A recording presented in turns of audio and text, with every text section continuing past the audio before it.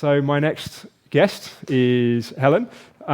So we're going to be talking about postular orthostatic tachycardia syndrome. I think I said that right. Otherwise known as POTS, which is the kind of common label for it. And the reason why we're going to be talking about it is partly because it's an area that's interesting within ME/CFS. Hi, Helen. But also, there was an article in the Daily Mail, must have been about 6 weeks ago. And I know because I was on holiday in Sardinia and got an email from my mother-in-law saying, "Have you seen this?" Apparently, one in three cases of ME/CFS are POTS. So maybe we should just start off by just what POTS is, just so because not everyone will have seen that or kind of read about that. So I don't know if you just want to give a brief definition of. Definitely. So postural.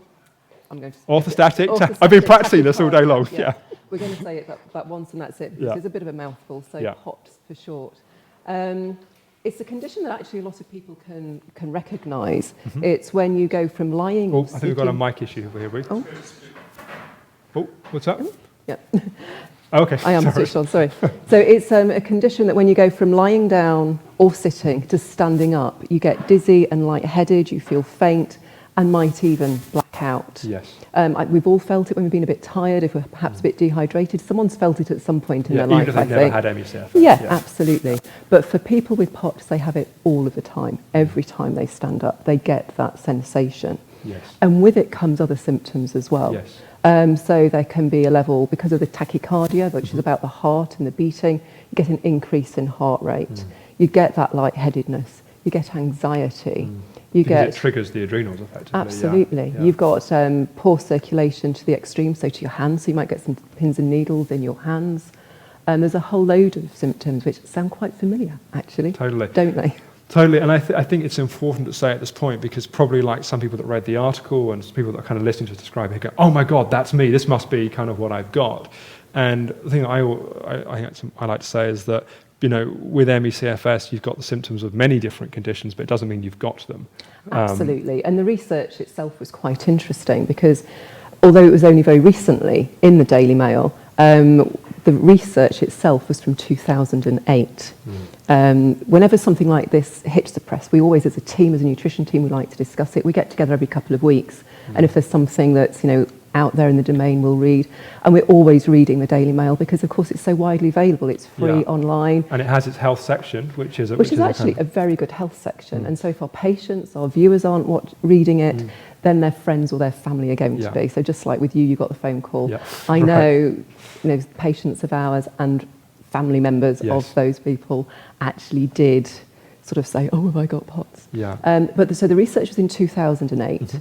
But it was only on 59 people with CFS-NE. Which is why it feels like a very big leap to say 1 in 3 people with ME/CFS when it's only a very small sample group. Yeah. And also, do you want to say about the control group as well? Definitely, because it was a very good study insofar as there was the people who had been diagnosed with chronic fatigue, and they did a comparison to 50 people, so 59 people with chronic fatigue, 52 people who didn't have chronic fatigue. 27% of the people with chronic fatigue had POTS, 10% of the people who didn't have chronic fatigue also were diagnosed as having POTS. Yeah. But you're absolutely right. It was a very small study, and of course they sort of leaped then to the headlines that you see. Which of course wouldn't have been due to the researchers, that would have been due probably to the journalists, I would assume. Yeah. So how do you diagnose POTS? That's probably, and I think perhaps part of the reason why it's of kind of interest to the ME/CFS world, apart from obvious reasons, is that it actually has a diagnostic test, which is always attractive when the frustration we always have with ME/CFS is diagnosis of exclusion, which is a very frustrating whole other conversation we'd have on that. But I mean, although I would still say POTS is a syndrome, and we'll get on to the causes of it and things shortly, as you say, it does at least have a diagnosis, so people can have a label of something that they have rather than a list of something that they don't have. Yes. So to actually get diagnosed, you actually have to go onto something called a tilt table. So you start off in a lying position, and then you're wired up and your blood pressure is taken, and then you're moved into the vertical position, and they're taking your heart rate all of the time. And if there's an increase of 30 beats per minute, or if your heart rate goes over 120 beats per minute within 10 minutes of getting into that upright position, then you have the diagnosis. Okay. It's worth pointing out, though, and actually one of our viewers tonight, Nikki, thank you very much for emailing me. She pointed out that when she did the test, she was actually put at 60 degrees. Now, I think this might be because of something else called postural hypotension, which is measured slightly differently. They're looking at blood pressure rather than heart rate. And for some reason, sometimes they do it at 60 degrees, but actually the diagnostic itself is based on going from lying to vertical. Yes. So why they did that, I don't know. It was very, very unpleasant for her. Okay. She didn't trigger the diagnosis until she insisted they put her vertical, and hey presto. Okay, very interesting. Also, can I just say, for some people, the diagnosis, like I say, it has to be within 10 minutes of going vertical that they get this change in heart rate. The researchers in that Newcastle University paper and other research papers as well have said, actually, if they left people for longer than 10 minutes, some people would get the diagnosis because actually they're very slow to respond. So that's interesting. I guess it's like any relatively new areas. There's a kind of, even the diagnostic criteria for ME/CFS are an evolving thing, and there's still ongoing debate about whether you should have symptoms for 6 months or 3 months, and, so I'm sure it'll evolve in time. What's actually going on in POTS? Like, do we have a sense of what the mechanisms are, why people are having the symptoms they're having? Yeah, we certainly know what's going on. What people don't understand is why it's happening. But because we work functionally, we can address that in a very different way, perhaps to conventional medicine anyway. But what is actually happening is obviously when you go from being vertical, your blood is evenly distributed throughout your whole body. When you stand up, all your blood naturally pools to your feet. Yes. And actually, very quickly, about between half and a litre of blood will actually pool towards your legs. Wow. It's a massive shift very, very quickly. And what should happen is your blood vessels should dilate and the blood pressure should change so that you're pushing blood in an upward direction and not releasing it in a downward direction. Okay. And your heart rate should increase just a little bit. Okay. So there should be a change in blood pressure. And there should be a change in heart rate, but it should be fairly marginal. And you use a sympathetic nervous system. We'll talk about that again in a minute. But the sympathetic nervous system is what you use to dilate those blood vessels. It's pure volume and pressure. If people remember their school day physics, there's a direct relationship between volume and pressure. So if the volume of the blood vessels is shorter, narrower, you get an increase in blood pressure, which gets the blood pressure up. Because of course you want the blood pressure to go to the head. Right. And that's why, people, if they don't get that working in a quick enough response, normally it's pretty instant. Yes. If they don't get that, then they're getting the dizziness, the lightheadedness, the brain fog, and that sort of thing. Okay. So, kind of question really is what we do about it. So maybe let's start off with what the traditional approaches would do and how we would come at it from an OHC perspective. Yeah. So there's a few theories as to what's going on. There's a view that perhaps it's an autoimmune condition. It might be, but we do work with a lot of autoimmune conditions anyway. So and that's a subject for another day probably. So we're happy we've sort of got that covered in some ways. There's a view that it might be genetic, and there's certainly some conditions where POTS sits alongside them. So I think there's evidence that might be the case for some people, but by no means very many. I think it's a small subset where that would be the case. Okay. The other things that they look at, one of the main things that we really overlap with is about blood volume. Yes. Because if you've not got the volume in the first place, then it's very hard to get that blood pressure up. No matter how much you dilate your blood vessels, getting the pressure to increase is actually really difficult. Yes. Blood volume is completely based on your actual hydration levels. Okay. And we're very interested in hydration. We're always looking at that. So that's why I get dizzy coming out of the sauna. I'm dehydrated. Absolutely. That's really interesting. Yes, definitely. Yeah.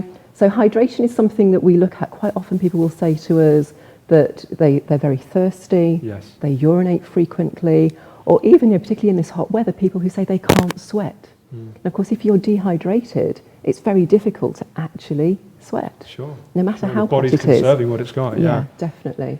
So we often pick up on clues, and actually fairly early on we'll look at hydration, primarily because the controlling factor for hydration is something called electrolytes. And electrolytes are sodium, potassium, calcium, magnesium. They're very key in the body. Now, we're interested in them because they control hydration, they control acid-alkaline balance, but primarily why we're interested in them is because every single cell in your body has got pumps on the outside. They're driven by sodium and potassium, calcium and magnesium, and they drive the nutrients into the cell and the toxins out. Yes. So when we're looking at getting people on a great diet, looking at their digestion, looking at their absorption of the nutrients, we also want to make sure we transport them from the blood, which is great, but into the cells. That's really key. Otherwise, the best diet, the most expensive supplements in the world aren't necessarily going to make the maximum difference they can. And that's where the electrolytes come in. Exactly. So that's why we've always been looking at electrolytes. But we often find that once people, I mean, even just this week, I had someone who said, since I've started taking the electrolytes, within a week, my headaches have gone from pretty constant to 1 every 10 days, the severity is much less, and that was within a week of the electrolytes. So they can make that sort of difference. Can I just say, though, because I probably should do, we don't want anyone going out there self-supplementing and going to a sports shop or a health shop and getting electrolytes, because there are certain conditions where you shouldn't use them. There are medications where they are contraindicated.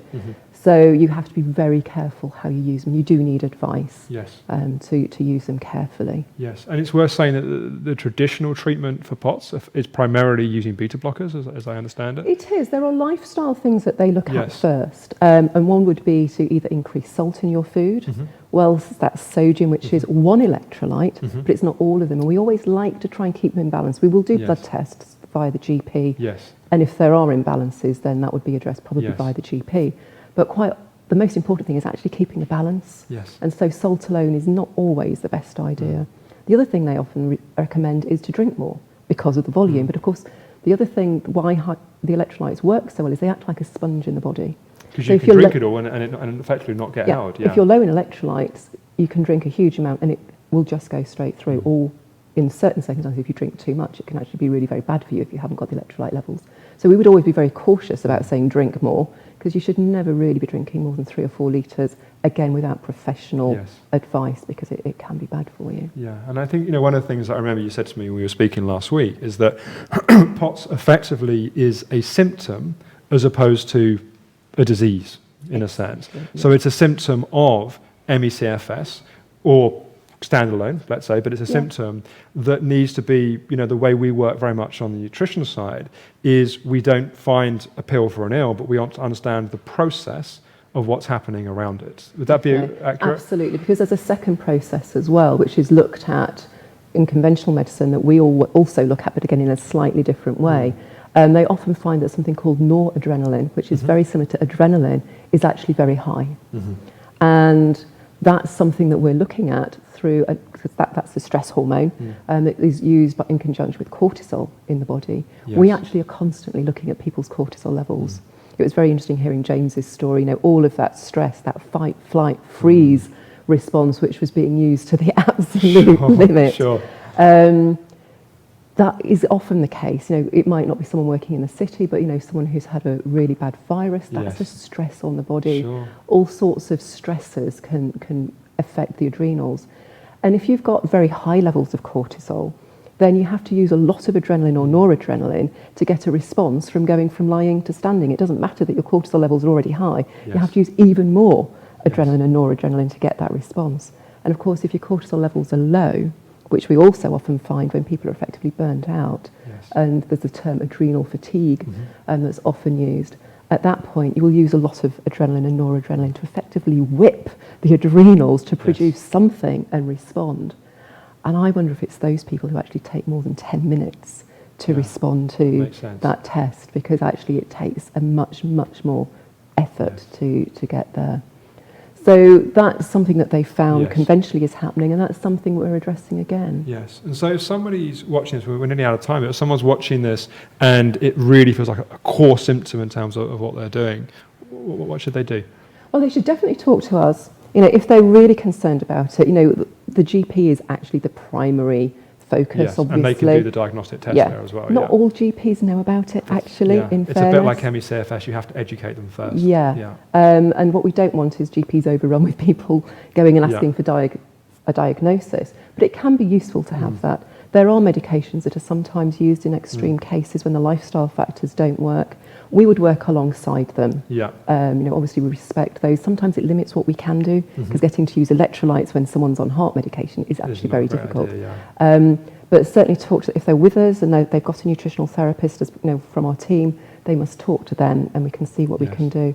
And if they're really, really concerned, then definitely talk to the GP. Yeah, totally. And I think the headline anyway is we're really seeing it as a symptom of something that's going on. And like all symptoms, we want to understand why is it happening, not just what's happening, and trying to kind of target that directly. It's absolutely getting down to the fundamental functional imbalance. Yes. And certainly supporting the adrenals, supporting the nutritional stresses. So again, Yes. as James said, sort of by managing his blood sugar levels, that's a stress that you can control, Yeah. that's sorted once you've got that mastered. Yes. And working with our psychology team as well, of course, Yeah. to help the response to stress, because it's very important to support the adrenals if you do Yes. have POTS. That's great. Well, thank you, Helen.